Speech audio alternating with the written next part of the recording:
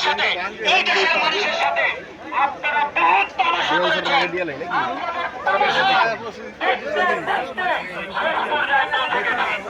তাই আমি শেষ হুঁশিয়ারি দিতে চাই, পদক্ষেপ নেবেন, নয়তো আমরা গিয়ে বসবাস শুরু করে দেব। তাই সরকারের দৃষ্টিগোচর করেছিলাম গত বছর থেকেই আমরা বলে আসছি, তাদের এখনো পর্যন্ত হুঁশ হয় নাই। তাদের হুঁশ ফিরাতে যদি আমাদের পদ্মা সেতুতে বসবাস শুরু করতে হয়, আমরা স্পষ্ট বলে দিতে চাই, যদি আমাদের ঘর বাড়ি না থাকে, আমাদের স্থায়ী বাড়ি না করে দেওয়া হয়, তাহলে আমরা পদ্মা সেতুতে বসবাস শুরু করব।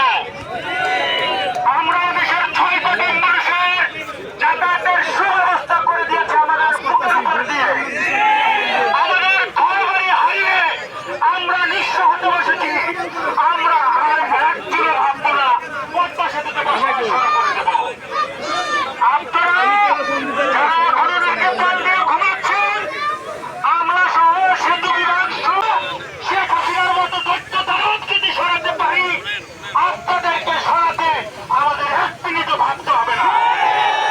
পদ্মা সেতুর মতো ওই জায়গা যদি তুলে চেপে ধরি, তাহলে অবশ্যই আপনাদের হুঁশ ফিরবে।